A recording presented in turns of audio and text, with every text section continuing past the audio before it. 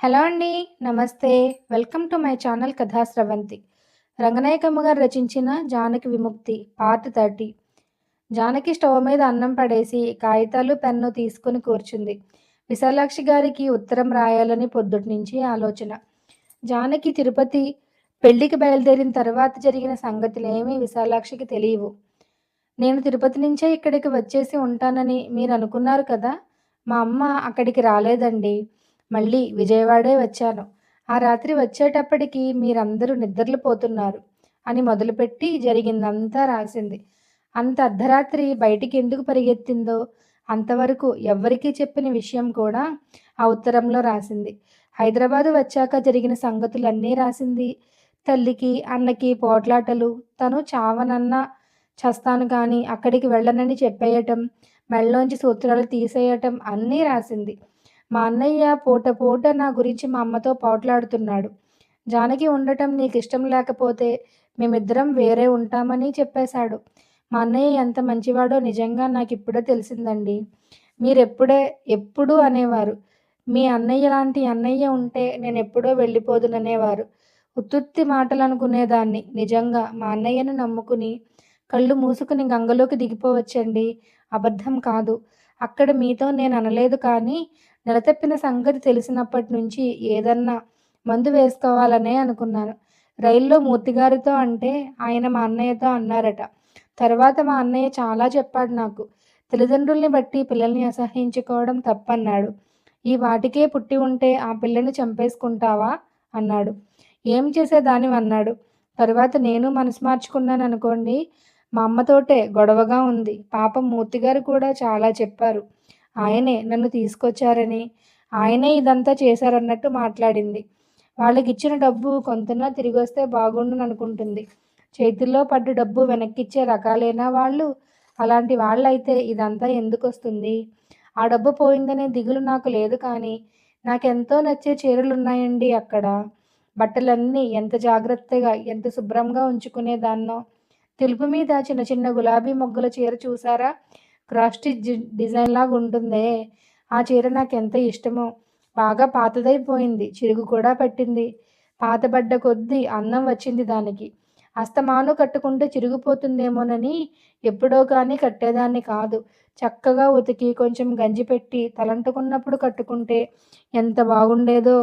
ఆ ఒక్క చీరన్న వాళ్ళు తిరిగి ఇచ్చేస్తే బాగుండును.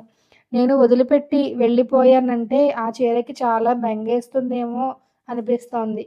దానికి ప్రాణం లేదు కదా అని ఎన్నిసార్లు అనుకున్నా ఏమిటో నా కడుపులో బెంగ తగ్గలేదండి. మొక్కల సంగతైతే మరుపే రావటం లేదనుకోండి. నేను కనపడకపోతే వాటికి బాధ వేయదంటారా? మొక్కలకి ప్రాణం ఉంటుందిగా. రోజూ వాటిని చూసినట్టు కలలొచ్చినా బాగుండును. మీకు బాగా సంతోషం వేసే సంగతి ఒకటి జరిగిందండి ఇక్కడ.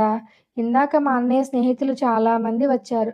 మూర్తిగారు కూడా వచ్చారు. వాళ్ళందరూ కమ్యూనిస్టు పుస్తకాల గురించి అప్పుడప్పుడు మాట్లాడుకుంటారట. మూర్తిగారు వాళ్ళకి చాలా విషయాలు చెప్పారు. మీరుంటే బాగుండునని ఎన్నిసార్లు అనుకున్నానో నేను. ఆడవాళ్ల పనికి జీతమా, భత్యమా అనేవారుగా మీరు. జీతం ఉండాలా అని నేననేదాన్ని. అలాంటి సంగతులే మాట్లాడుతున్నారు వీళ్ళు. మీకైతే బాగా అర్థమయ్యేదేమో. నాకు అప్పుడేదో అర్థమైనట్టే అనిపించింది. కానీ మీకు రాద్దామంటే ఏం రాయాలో తోచటం లేదు. ఆడవాళ్ళ సంపాదన ఆడవాళ్ళకి లేకపోబట్టే వాళ్ళు ఇన్ని ఇబ్బందులు పడుతున్నారని మూర్తిగారన్నారు. ఆ ఒక్క ముక్క అర్థమైంది నాకు. మీ సుశీల సంగతి గుర్తొచ్చి, నిజమే కదా! ప్రమీల గారిలాగా సుశీలకు కూడా ఏదన్నా ఉద్యోగం ఉంటే బాగుండేది కదా అనిపిస్తోంది. అంతే. సుశీలకి ఏమిట్లేదండి. మీ పరిస్థితి అంతే. నా పరిస్థితి అంతే. చైనాలోనో ఎక్కడో కానీ ఆడవాళ్ళకి కూడా ఉద్యోగాలిస్తారట. ఎవరి సంపాదన వాళ్ళకి ఉంటుందట. ఆ మాటలన్నీ వింటూంటే ఎంత బాగున్నాయో చెప్పలేనండి. మా అమ్మ కూడా అందరి దగ్గర కూర్చుని వింది. మనసులో ఏం తిట్టుకుందో కానీ, ఒకసారి మీరు స్త్రీ పుస్తకం చదివొచ్చి, ఈ పుస్తకం చదివాక నాకు వంట చెయ్యబుద్ధేయటం లేదు అన్నారు గుర్తుందా? ఎల్లకాలం ఆడవాళ్ళే వంట చెయ్యాలా జానకి అన్నారు. అదేమిటి ఆడవాళ్ళు చెయ్యకపోతే మగాళ్ళు చేస్తారా అని నేను నవ్వాను. మీ మాటే నిజమయ్యింది. కొంతకాలం పోతే ఆడవాళ్ళే వంట చెయ్యాలని ఉండదట. ఆడవాళ్ళు, మగవాళ్ళు కలిసి అదో ఉద్యోగంలాగా చేస్తారట. మగాళ్ళు కూడా ఇంట్లో పనులు నిజంగానే చేస్తారట. అసలు ఇప్పటికే కొన్ని చోట్ల అలా ఉందట. ఇంకా చాలా విషయాలు మాట్లాడుకున్నారండి. కమ్యూనిస్టు పుస్తకాల్లో ఈ వంటల గురించి కూడా ఉండటం ఏమిటో నాకు చాలా ఆశ్చర్యం వేస్తోంది. మిమ్మల్ని వదిలేసి వచ్చేసానని నిన్నటి నుంచి చాలా దిగులేస్తోంది. మీరందరూ కూడా నాతో వచ్చేస్తే బాగుండును. మనందరం ఒక్క దగ్గరే ఉంటే ఎంత బాగుంటుందో. చంటివాడిని చూడాలనిపిస్తోంది. మీరంతా ఎప్పుడు కనపడతారో మళ్ళీ. నిన్న 2 చీరలు కొనుక్కున్నాను. బొత్తిగా బట్టలు లేవని మా అన్నయ్య తొందర పెట్టి తీసుకెళ్ళాడు. రేపటి నుంచి బోలెడు ఖర్చు నా వల్ల ఇంట్లో. నా చర్మంతో చెప్పులు కుట్టించిన మా అన్నయ్య రుణం తీరదనిపిస్తోంది. తొందరగా జవాబు రాయండి. జానకి పిన్ని అడిగిందని పిల్లలందరికీ చెప్పండి. వాళ్ళేమన్నారో నాకు తప్పకుండా రాయండి. మర్చిపోకుండా రాయండి.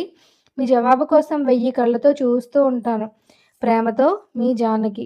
ఎవరికి? అన్నాడు సత్యం జానకి తలెత్తగానే. జానకి తడబడి విశాలాక్షి గారికి అంది. అయిపోతే ఇచ్చెయ్యి, డబ్బాలో వేసేస్తాను అన్నాడు రాత్రి 9 దాటిందప్పుడు.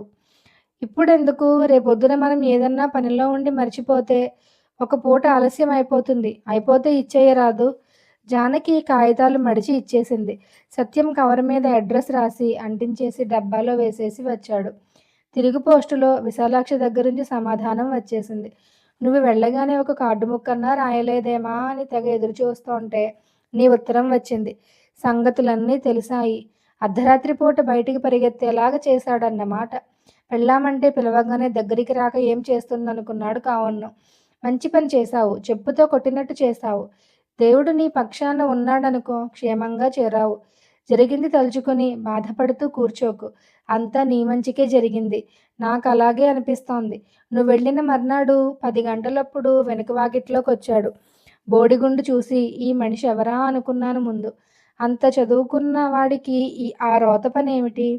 జానకి రాలేదేమని నాకేమీ తెలియనట్టు అడుగుదాం అనుకున్నాను కానీ ఆ మొహం చూడాలంటే అసహ్యం వేసి పలకరించకుండా ఊరుకున్నాను. 2 రోజుల్లోనే మీ అత్త వచ్చింది. ఆ మనిషికి బోడిగుండే. అబ్బా! ఇంత పెంట మనుషుల్ని నేనెక్కడా చూడలేదు బాబూ.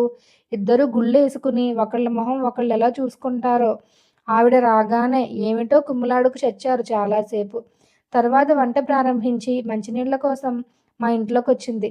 జానకి రాలేదేమండి అంటే ఒంట్లో బాగాలేదని అట్నుంచి అటే పుట్టింటికెళ్ళిందమ్మా అని ఎంత చక్కగా నటిస్తూ చెప్పిందో. నువ్వెళ్ళిపోయావు కాబట్టి బతికావు కానీ, లేకపోతే రోజంతా వీళ్ళ గుళ్ళు చూడాలంటే చచ్చిపోయేదానివి. నాకే కడుపులో తిప్పుతోంది వీళ్ళని చూస్తోంటే. మా పిల్లలు ఒకటే నవ్వులు వాళ్ళ గుళ్ళు చూసి. దేవుడు జుట్టేం చేసుకుంటాడోనన్న జ్ఞానమన్నా లేదు. ఏ కాయో పండో అయితే రుచన్నా చూస్తాడనుకోవచ్చు. ఏమోలే జుట్టు కూడా భార్యలకి సవరాలు కట్టుకుంటాడేమో. చాలామంది భార్యలుంటారుగా దేవుడికి. తేరగా వస్తే ఏదైనా పనికొస్తుందేమో. ఈ తల్లి కొడుకుల జుట్టు కూడా ప్రీతేగా ఉన్నో దేవుడికి. అలాంటి వాడినసలు మనం పూజించటం ఏమిటి? మంచివాళ్ళకి మంచి దేవుడుండాలి. అలాంటి దేవుడి దగ్గరికి ఎవరన్నా చెడ్డవాళ్ళొచ్చి పూజలు అవి చేస్తుంటే ఆ దేవుడు పెద్ద మంటలో ఏవో పుట్టించాలి. అలాగైతే భలే బాగుంటుందిలే. ఒక్కోసారి ఆలోచిస్తుంటే అసలు దేవుడు చెడ్డవాళ్ల పక్షాన్నే ఉంటాడేమో అనిపిస్తోంది. లేకపోతే లోకంలో న్యాయం ఎక్కడుంది? చెడ్డవాళ్లే సుఖపడి మంచివాళ్ళందరూ బాధలు పడుతున్నారు. ఏమిటో ఇదంతా ఏమీ అర్థం కాదు. అంతా పిచ్చిలాగుంది. వాళ్ళకో పిచ్చయితే మనకో పిచ్చి. నీ గురించి చెప్తే పిల్లలందరూ చాలా సంతోషపడ్డారు జానకి. జా జానకేది అని చంటివాణ్ణడిగితే గేటు వైపు చూపించి ఓ పోయింది అంటున్నాడు. దొంగ వెధవ. నువ్వెళ్ళడం వాడసలు చూడనే లేదు. వెళ్ళిపోయే వాళ్ళందరూ గేట్లోంచి వెళ్ళిపోతారని వాడి ఊహ. మాటలు సరిగ్గా రావటం లేదింకా. నీకు తెలుసుగా నువ్వెళ్ళి ఎన్నాళ్ళో అయిపోయినట్టు రాస్తున్నాను చూడు. నిజంగా చాలా రోజులు అయిపోయినట్టుంది జానకి. అక్కడ సుఖంగా ఉన్నావు కదా అని సరిపెట్టుకుంటున్నాను కానీ, నువ్వు లేకపోవటం ఎంత దిగులుగా ఉందో చెప్పలేను. ప్రమీల ఉంది కానీ ఉద్యోగానికి వెళ్ళే మనిషి కదా! ఇప్పుడంటే అప్పుడు మాట్లాడడానికి ఉండదు. నువ్వుంటే అస్తమాను ఏదో ఒకటి మాట్లాడేవాళ్ళం. నీ బాధ నాతోటి, నా బాధ నీతోటి చెప్పుకుంటేనన్నా తీరేది. అప్పుడప్పుడు మా సుశీల వచ్చినా బాగుండును. ఆ ఆశ లేనేలేదు. దానికా చెర తప్పదు. నా సోదికేం కానీ నువ్వు గట్టున పడ్డావని సంతోషంగా ఉంది.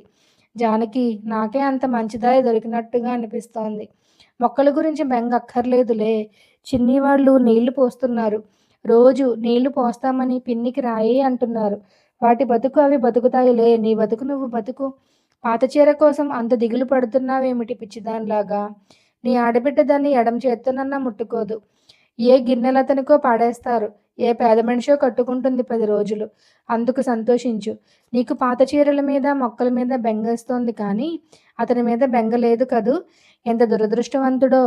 పాత చీరపాటి విలువ చెయ్యలేకపోయాడు. 3 ఏళ్ల కాపురం చేసిన భార్య మనసులో ఆ మాత్రం ఇష్టం సంపాదించలేకపోయాడు. అదంతా అతనికి పట్టదులే. డబ్బు మూట దక్కితే చాలు. నేనెప్పుడో అన్నానా లేదా మీ అన్నయ్యలాంటి మనిషి ఉండరని? నూటికో కోటికో ఒక్కరుంటారు. అందరూ ఎవరి సుఖం వాళ్ళు చూసుకునేవాళ్లే కానీ, రెండో మనిషి కష్టసుఖాల గురించి ఆలోచించే వాళ్ళెవరమ్మా ఈ రోజుల్లో? తల్లి అయినా చూడదు. ఎవరి కోసం వాళ్ళు చూసుకునేవాళ్లే కానీ, రెండో మనిషి కష్టసుఖాలు ఆలోచించే వాళ్ళెవరమ్మా ఈ రోజుల్లో? తల్లి అయినా చూడరు, చెల్లెలైనా చూడరు. కన్న పిల్లలే చూడడం లేదు. మా ఆయన పిల్లలేం తింటున్నారో, ఎలా ఉంటున్నారో ఎన్నడన్నా పట్టించుకున్నాడా? తన సంతోషం తనది, తన తిరుగుళ్ళు తనవి. వారం రోజుల నుంచి ఊళ్ళో లేడు. ఇప్పుడు ఖరగ్పూరో ఏదో వెళ్ళాడు. అక్కడేదో పని ఉందట. ఆయన పని మనకి తెలియందా? బెజవాడ మనిషికి అస్తమాను ఖరగ్పూర్లోనో, గుల్బర్గాలోనో, వల్లకాట్లోనో ఏం పనుంటుందో అర్థం కాదసలు.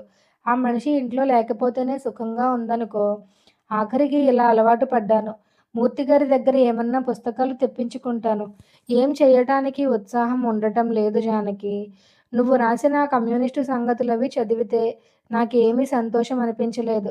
ముందు ముందు రోజుల్లో ఆడవాళ్ల బతుకులేవో మారిపోతాయన్నట్టు రాస్తే నాకు నవ్వొచ్చింది. ఎప్పటికి రాను ఆ ముందు ముందు రోజులు? ఎన్ని వందల సంవత్సరాల నుంచి నడుస్తోందో లోకం ఇలాగ. ఎవరు మారుస్తారు దీన్ని? అన్నీ పిచ్చి మాటలు. నువ్వీ నరకంలోంచి బయటపడ్డావు కాబట్టి అదంతా నేడో రేపో జరిగేలాగా నీ మనసు కనిపిస్తోందేమో. కానీ నాకైతే అందులో ఒక్క ముక్క నమ్మబుద్ధయ్యలేదు సుమా. మంత్రాలకు చింతకాయలు రాలుతాయా అని. రేపేదో జరుగుతుందని మాటలు చెప్పుకుంటేనే జరిగిపోతుందంటావా? ఒక్కోసారి ఎంత విరక్తి ముంచుకొస్తోందో. అలా చెయ్యనులే కానీ, నేను పిల్లలు విషం మింగితే హాయిగా కళ్ళు మూసేయొచ్చనిపిస్తుంది. నీకు దారి దొరికిందమ్మా, మాకు దారి లేదు. ఇంకో ఏడాదికో, 2 ఏళ్లకో మా బతుకులు మెరుగవుతాయనే ఆశ లేదు. అందరం కలిసి పెద్ద పిల్లాడి సంపాదన కోసం ఎదురు చూస్తున్నాం. వాడికి వయసెంతని? అంతా కలిసి 18 ఏళ్లు లేవు. ఒంట్లో ఏం ఓపికుంది వాడికి? రోజు చారునీళ్లు. ఈ మధ్య పాలు కొనటం లేదు. ప్రమీలే కొంచెం మజ్జిగ పోస్తోంది. వద్దన్నా వినకుండా పూట పూట ఇంట్లో పెట్టి వెళుతోంది. ఎన్నాళ్లు గడుస్తుంది ఇలాగా? శేషు ఇంకా ఉద్యోగం చేసి డబ్బు పట్టుకురావటం లేదని తండ్రికి గుర్రుగా ఉంది. ఇలాంటి తండ్రికి గడ్డి పెట్టేవాళ్ళు లేరమ్మా లోకంలో. ఇదేమిటని నిలదీసి అడిగేవాళ్ళు లేరు. నీ డబ్బు, నీ బట్టలు, నీ సామాన్లు లాగేసుకుని నిన్ను వెళ్ళగొడితే ఆ మనిషిని దండించేవాళ్ళు లేరు. ఇలా ఉంది లోకం. ఎప్పుడు మారుతుందంటావు? ఎప్పుడో మారాలా? ఇప్పుడే మారకూడదు. ఇప్పుడే రాకూడదు ఆ కమ్యూనిజమో ఏదో. ఇంతింత ఘోరాలు ఎలా చలామణి అవుతున్నాయో బోధపడ్డం లేదు. ఏ సంగతి ఆలోచించినా పిచ్చెత్తినట్టు అనిపిస్తోంది. మా ఇంట్లో పరిస్థితి రోజు రోజుకి ఘోరమైపోతోంది. కుట్టు మిషన్ అన్నా కొనుక్కుందామా అంటే అది మాత్రం 10కో 12కో వస్తుందా? ప్రమీల దగ్గర కొంచెం అప్పు తీసుకుని వాయిదాల పద్ధతి మీదన్నా కొందామని చూస్తున్నాను. మగాళ్ళైతే ఎంతెంత ఉద్యోగాలు చేసుకుంటారో. జడ్జీలు, కలెక్టర్లు, మినిస్టర్లు అన్నీ వాళ్లే అవుతారు. ఆడవాళ్లు మాత్రం ఏ గుడ్డలు కుట్టుకోవడమో, అప్పడాలు ఒత్తుకోవడమో, కోళ్ళని కుక్కల్ని పెంచుకోవడమో చేసుకుని బతకాలి. ఏమిటో జానకి, ప్రపంచంలో ఎక్కడా న్యాయం లేదు. ఏది చూడబోయినా దేనికి దగ్గలొసుగు దానికే ఉంటుంది. ఎవరినడగాలి? దేవుడుంటే వాణ్ణడగాలి. అది సందేహంగానే ఉంది నాకీ మధ్య. మొన్న 2వ తారీఖుకి నా పెళ్ళై 19 ఏళ్లు నిండాయి. ఆలోచిస్తోంటే ఎంత ఆశ్చర్యం వేస్తోందో. ఆయనకి నా మీద మమకారం లేదు. నాకు ఆయన మీద మమకారం లేదు. ఒక్క కొంపలో పడి ఉన్న 19 ఏళ్ల నుంచి. నిన్నో మొన్నో స్కూల్ మానేసినట్టుగా ఉంది నాకింకా. 2 రోజుల క్రితం పుస్తకాలు పట్టుకుని స్కూలుకి వెళుతున్నట్టు కల వచ్చింది. ఎంత చిన్నదాన్నో, పైట కూడా వేసుకోలేదు. ఎంతో చదువుకోవాలని ఉండేది. ఇప్పటికీ స్కూలు సంగతులే కలల్లో వస్తాయి. నా చదువుకేమొచ్చలే, నా పిల్లల చదువుకి కూడా దారి లేదు. శేషు ఎంత తెలివైనవాడు. చదువు మానుకుని ఒక్క 100 రూపాయల పని దొరుకుతుందా అని కొట్ల వెంట తిరుగుతున్నాడు. తెలివి తక్కువగా పిల్లల్ని కన్నాను. వాళ్ళ జీవితాలకి దారి తెన్నూ లేదు. నచ్చినా నచ్చకపోయినా రోజులు గడిచిపోతున్నాయి. కడుపు నిండా తిండి పెట్టకపోయినా పిల్లలు పిచ్చి మొక్కల్లో ఎదుగుతున్నారు. తర్వాత ఏం జరగవలసి ఉందో తెలియటం లేదు. నువ్వెళ్ళాక మరీ పిచ్చెత్తినట్టుగా ఉంది. పిల్లల్ని నన్ను పోషిస్తామని ఎవరన్నా ఉంటే వాళ్ళకి జన్మంతా ఊడిగం చేసుకుని బతుకుదును. మనసు కొంచెం తేలిగ్గా ఉంటుందని ఏదేదో రాసేశాను. ఎప్పుడూ ఉన్న గొడవలే ఇది. నువ్వేం బాధపడకు. నువ్వెళ్ళి ఇవ్వాల్టికి వారం రోజులే. ఎన్నో యుగాలయిపోయినట్టుంది మాకు. పాపం పిల్లలు కూడా బెంగగా తిరుగుతున్నారు. జానకి పిన్ని ఇంకా రాదా అమ్మా అని చిన్ని వాళ్ళు అడుగుతోంటే, రాదంటే వాళ్ళకి చాలా దిగులేస్తుందని మనమే వెళ్దాంలెండి అని చెబుతున్నాను. మమ్మల్ని మర్చిపోకు జానకి. అప్పుడప్పుడు ఉత్తరాలు రాస్తుండు.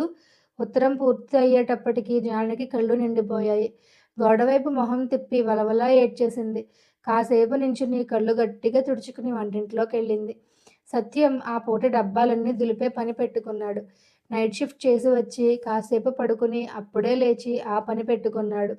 జానకిని చూసి ఎక్కడి నుంచి ఉత్తరం అన్నాడు. విశాలాక్షి గారు జవాబు రాశారు అంది. అప్పుడే అలా ఉండాలి జవాబులు ఇవ్వడం అంటే. నీకు ఉత్తరాలు రాస్తే జవాబు కోసం ఎదురు చూసి చూసి నా ప్రాణాలు పోయేవి. జానకి నిరుత్సాహంగా నవ్వుతూ నువ్వు చాలా మంచివాడివని రాశారు అంది. ఎందుకట అని సత్యం కూడా నవ్వాడు. ఎందుకేమిటి చెల్లెల్ని ఉద్ధరించావుగా. ఇంకెందుకు అంది వెటకారంగా సుందరమ్మ వెనక నుంచి. ఓస్ అందుకేనా అదో మంచా. చెల్లెలికి చేస్తే మంచేమిటి పరాయి వాళ్ళకి చేస్తే మంచి గాని. నేనంత మంచివాణ్ణయితే ఆవిడ్ని వాళ్ళ పిల్లల్ని కూడా తీసుకొచ్చేయాలి. ఇంకేం బెజవాడలో కాపురాలు చేసుకుంటున్న వాళ్ళందరినీ తీసుకొచ్చెయ్యి. సుందరమ్మ ఆ నిజంగా తీసుకొచ్చేద్దును. అంత ప్రేమ ఉంది. అంత డబ్బు లేదు కానీ అమ్మా మొన్న అన్ని సంగతులు విన్నావు. ఎంతెంత గొప్ప విషయాలు చెప్పాడు మూర్తి. ఒక్కటీ నచ్చలేదు నీకు. ఆడవాళ్ళు వంటే చెయ్యక్కర్లేదంటాడాయన. ఇక నచ్చేదేమిటి మానేదేమిటి. ఆ నిమిషాన ఆ విషయాల మీద జానకేం ఆసక్తి లేదు కానీ విశాలాక్షి గారి కష్టాలకి తల్లి మాటలకి ఎక్కడో ఏదో సంబంధం ఉన్నట్టు అనిపించింది. ఆవిడ కోసమే మాట్లాడుతున్నట్టు కోపంగా అవును ఏం వంట ఆడవాళ్ళు చేయాలని రూలా. మగాళ్ళు చేస్తే ఉడకనంటుందేమిటి వంట అంది వెటకారంగా. సుందరమ్మ కూతుర్ని మింగేసేలాగా చూస్తూ ఆ బాగానే తయారయ్యావు యాబ్రాసిలాగా అని మొహం చిట్లించింది. ఒక తిట్టు విసిరేస్తే సరిపోదు. మగాళ్ళు చేస్తే వంట ఉడకదా అని అది అడిగింది. దానికి జవాబు చెప్పరాదు అన్నాడు సత్యం. ఆ చోద్యాలేమిటో మేమెరగం. వెనకటి ఆడవాళ్ళంతా డబ్బో డబ్బో సంపాదనో అని ఏడ్చారా మీలాగా. ఆడదని మగాడని దేవుడెందుకు పెట్టాడు. ఇల్లు వాకిలి చూసుకుంటూ ఆడవాళ్ళు సుఖంగా బతకలేదా ఇన్నాళ్ళు అంది సుందరమ్మ ఎప్పుడో 4 రోజుల క్రిందట మూర్తి మాట్లాడిన దానికి సమాధానం చెప్తున్నట్టు. జానక్కి ఒళ్ళు మండింది. ఆ చాలా సుఖంగా బతికారులే ఆడాళ్ళు. ఎక్కడికక్కడ నోరు మూసుకుంటే అంతా సుఖమే. చేసుకున్నవాడు కాస్త దయతలచి సవ్యంగా తిండి పడేస్తే తిన్నట్టు, లేకపోతే లేనట్టు. అదే ఆడాళ్ళు సుఖపడిపోయేది. జానకి మాట్లాడుతుంటే సత్యం పొంగిపోయాడు. అమ్మా పూర్వం నీలాంటి వాళ్లే బానిసలకేం లోటని వాదించేవాళ్ళట. బానిసలంటే తెలుసా జానకి నీకు తెలుసా. బాగా పూర్వం రోజుల్లో డబ్బున్న వాళ్ళు ఆవుల్ని గేదెల్ని ఉంచుకున్నట్టు పేదవాళ్ళని అచ్చంగా తమ ఆస్తిలాగా ఉంచేసుకునేవాళ్ళు. ఎందుకంటే వాళ్లకు రాత్రింబగళ్ళు చాకరీలు చేయించుకోవచ్చు, కొట్టొచ్చు తిట్టొచ్చు, ఆఖరికి చంపేయొచ్చు కూడా. అదంతా న్యాయమే ఆ కాలంలో. బానిసలకు స్వేచ్ఛ ఉండొద్దా అని నాలాంటి వాడు ఎవడైనా అంటే అమ్మలాంటి వాళ్ళు బొగ్గలు నొక్కుకొని బానిసలకు స్వేచ్ఛ ఏమిటమ్మా. మా కాలంలో ఈ చోద్యాలు ఎరగం. ఇప్పుడేం లోటొచ్చింది వాళ్ళకి. చక్కగా యజమానుల ఇళ్లలో పని పాట చేసుకుని పెట్టింది తిని ఇన్నాళ్ళు సుఖంగా ఉండలేదు వాళ్ళు. బానిసలని యజమానులని దేవుడెందుకు పెట్టాడు. బానిసలకి స్వేచ్ఛ కావాలా. నవ్విపోతారు ఎవరన్నా అని చాలా వాపోయేవాళ్ళు. యజమానులు ఎంత గోలపెట్టినా బానిసలు యజమానుల మీద తిరగబడి స్వేచ్ఛ తెచ్చుకోక మానలేదనుకో. ఆ విషయాల మీద ఎక్కువ ఉత్సాహం లేదు జానకికి. మనసంతా ఉత్తరం మీదే ఉంది. అన్న మాటలకి నిరుత్సాహంగానే అంది. అవును 8వ క్లాసులో మాకో ఎలిజాస్ ఎస్కేప్ అనే పాఠం ఉండేది. పాపం ఎలిజా తెల్లారితే తన కొడుకుని యజమాని అమ్మేస్తాడని ఆ రాత్రికి రాత్రే పిల్లాన్ని తీసుకుని పారిపోతుంది. నదిలో మంచుగడ్డల మీద నుంచి నడిచి వెళ్ళిపోతుంది అంది. ఆ పాఠం చెప్పే టీచరు ఆ క్లాస్ చుట్టూ కూర్చునే పిల్లలు అంతా గుర్తొచ్చి కాసేపు జానకి మొహం కలకల్లాడింది. ఈ కథ నీకు తెలుసన్నమాట. ఈసారి ఆ నవల తీసుకొస్తానుండు, అమ్మకి చదివి వినిపించు. అందులో టామ్ సంగతి చూసావా? మొదట్లో అతను కాస్త మంచి యజమాని దగ్గరున్నప్పుడు కాస్త సుఖంగా ఉంటాడు. సుఖమంటే యజమానంత సుఖంగా ఉన్నాడని కాదనుకో. ఏదో కాస్త కడుపు నిండా తింటూ ఉంటాడు. ఆ యజమాని అప్పుల పాలై అతన్ని అమ్మేస్తే తర్వాత మహా కర్కోటకుడి పాలబడతాడు. తర్వాత మళ్ళీ ఇంకో మంచి యజమాని దగ్గరికి చేరి మొదట్లో కన్నా సుఖంగా ఉంటాడు. కొన్నాళ్ళకి ఆ మూడో యజమాని చచ్చిపోతాడు. యజమాని కాస్త దయగలవాడైతే బానిస కాస్త సుఖం, లేకపోతే ఘోరమైన కష్టం. అంతా యజమాని దయాధర్మం. యజమాని అనేవాడు ఎంత మంచివాడైనా బానిసల్ని అమ్మే పని మానడు, కొనే పని మానడు, వాళ్ళ మీద పెత్తనం చేసే పని మానడు. జంతువులను దయగా చూసినట్టు బానిసల్ని కాస్త దయగా చూస్తాడంతే. అలాగే ఆడవాళ్ల సంగతి కూడా సరిగ్గా అలాంటిదే. సత్యం ఇంకా ఏదో చెప్పబోతుంటే జానకి ఏదో తట్టినట్టు చప్పున అంది. మంచి భర్త దొరికితే కాస్త సుఖంగా గడుస్తుంది, లేకపోతే అన్నీ ఇబ్బందులే. మగాణ్ణి బట్టి ఉంటుంది ఆడదాని బ్రతుకు. తన పాయింట్ జానకి సరిగ్గా గ్రహించినందుకు సత్యం పొంగిపోతూ, అదే నేను చెప్పేది. యజమాని దయాధర్మాల్ని బట్టి బానిసల బతుకులున్నట్టే భర్తల దయాధర్మాల్ని బట్టి భార్యల బతుకులుంటాయి. ఆడవాళ్ళకేం లోటమ్మా అనేవాళ్ళకి, పూర్వం బానిసలకేం లోటమ్మా అనేవాళ్ళకి తేడా ఏమీ లేదు అని హఠాత్తుగా ఏదో ఆలోచన తట్టినట్టు, ఉండు నేనొకటి రాసి చూపిస్తానుండు అంటూ గదిలోకి పరిగెత్తి తెల్ల కాగితాలు, పెన్సిలు, స్కేలు పట్టుకొచ్చి కాగితాల మీద గబగబా గీతలు గీయటం మొదలుపెట్టాడు. జానకి ఆశ్చర్యంగా చూస్తూ నించుంది. సత్యం పెద్ద పట్టీ తయారు చేశాడు. సత్యం ఆ పట్టిక రాయడం పూర్తి చేసి దాని కింద గబగబా ఇలా రాశాడు. బానిసలు ఏనాడో స్వేచ్ఛ పొందారు, స్త్రీలకి ఇంకా స్వేచ్ఛ అనే మాటకి అర్థమే తెలియటం లేదు. స్వేచ్ఛ స్వేచ్ఛ ఏమిటి, ఇప్పుడేం తక్కువ ఆడవాళ్ళకి అనే స్థితిలోనే ఉన్నారు వాళ్ళు. దానికి రుజువు మా అమ్మే. సత్యం రాస్తోంటే దగ్గర నిలబడి జానకి అదంతా చదివి ఆశ్చర్యపోయింది. అలాంటి సంగతులేమి జానకి తెలియనే తెలియవు. సత్యం నవ్వుతూ ఆ కాగితాలన్నీ తల్లికి చదివి వినిపించాడు. ఇప్పుడు ఒక బానిస, ఒక యజమాని మనకు కనపడితే వాళ్ళ సంబంధం ఎలాంటిదో అందరికీ తెలిసిపోతుంది. కానీ భార్యాభర్తల్ని చూస్తే అలా తెలీదు. సంసారం, కాపురం, దాంపత్యం అన్నీ తమాషా పేర్లు దానికి. ఆ బానిస భార్యలేనా గొప్పగా సుఖపడిపోతున్నది అమ్మా అన్నాడు చివరిగా తల్లితో. ఏమిటి ఉపన్యాసం ఇస్తున్నావు అంటూ వచ్చాడు మోహన్ లోపలికి. భలే సమయానికి వచ్చావు మోహన్, నేను పని చేశాను చూడు అంటూ సత్యం సంతోషంగా ఆ కాగితాలన్నీ మోహన్ ముందు పెట్టాడు. మోహన్ గబగబా అదంతా చదివి ఆశ్చర్యపోతూ, తమాషాగా ఉందే, బానిసల పరిస్థితి లాగే ఉందే ఆడవాళ్ల పరిస్థితి అని మళ్ళీ మళ్ళీ కాగితాలు తిరిగేసి చూస్తూ నించున్నాడు. అదే మొదట నేనింత పట్టీ తయారవుతుంది అనుకోలేదు. సరదాగా మా అమ్మతో ఏదో అంటూ రాద్దామని కూర్చుంటే ఇన్ని పోలికలు బయటపడ్డాయి. ఇదంతా కరెక్టేనంటావా? అన్నీ కరెక్టే, ఏం సందేహం లేదు. కానీ ఒక ప్రశ్న రాదు. బానిసలు, యజమానులు అయితే వేరు వేరు వర్గాలు, పైగా శత్రువర్గాలు, స్త్రీలు, పురుషులు అలా కాదు కదా. వాళ్ళని వేరువేరు వర్గాలంటామా? వర్గాలు కాకపోవచ్చు, కానీ ఆ పట్టీలో మనం చూసినట్టుగా వాళ్ళ సంబంధం వర్గ సమాజం వల్ల ఏర్పడ్డదేగా. సొసైటీలో శత్రువర్గాలు స్వంతాస్తి ఏర్పడ్డందువల్లే కదా స్త్రీ మీద పురుషుడి అధికారం ప్రారంభమైంది. అందుకే వాళ్ళ సంబంధంలో కూడా శత్రుత్వమే ఉంది. యజమానుల సంగతి తీసుకుంటే ప్రతి యజమాని చెడ్డవాడే. భర్తల సంగతి చూస్తే ప్రతి భర్త చెడ్డవాడంటామా? ప్రతి భర్త చెడ్డవాడు కాదు, కానీ ప్రతి యజమాని మాత్రం చెడ్డవాడా? బానిసలకు స్వేచ్ఛ ఇచ్చేసిన యజమానులు కూడా ఉన్నారు చరిత్రలో, అది వేరు. పోని యజమానులుగా ఉంటూ కూడా బానిసలను దయగా చూసిన వాళ్ళు లేరా? మా యజమాని మంచివాడు, కొంచెం దయగా చూసేవాడు అని బానిసలు చెప్పటం నేను కొన్ని కథల్లో, నవలల్లో, కొన్ని చరిత్ర సంఘటనల్లో కూడా చదివాను. యజమానులందరూ ఒక్క రకంగానే, ఒక్క స్థాయిలోనే క్రూరంగా ఉంటారనటం తప్పు. వాళ్ళందరికీ ఎవరి వ్యక్తిగత లక్షణాలు వాళ్ళకి ఉంటాయి. మరీ క్రూరంగా ఉండేవాళ్ళు, కొంచెం క్రూరంగా ఉండేవాళ్ళు, మరీ దయగా ఉండేవాళ్ళు, కొంచెం దయగా ఉండేవాళ్ళు, ఇలాగా ఈ తేడాలన్నీ ఉంటాయి యజమానుల్లో, అలాగే బానిసల్లో కూడా. మరీ అణకువగా ఉండేవాళ్ళు, కొంచెం అణకువగా ఉండేవాళ్ళు, బొత్తిగా అణకువగా ఉండని వాళ్ళు, ఒళ్ళు దాచుకోకుండా పిచ్చిగా పని చేసేవాళ్ళు, అంత పని చెయ్యని వాళ్ళు, అలా వాళ్ళు చాలా రకాలుగా ఉంటారు. యజమానుల్లో తేడాలు, బానిసల్లో తేడాలు అలా ఉంచు. అవన్నీ పైపై విషయాలు. వాళ్ళిద్దరికీ ఉండే సంబంధంలో అసలు పునాది ఏమిటి? ఆ పునాదే ముఖ్యానికి. ఒక మనిషి యజమానిగా, ఒక మనిషి బానిసగా ఉండే పునాదే కదా అది.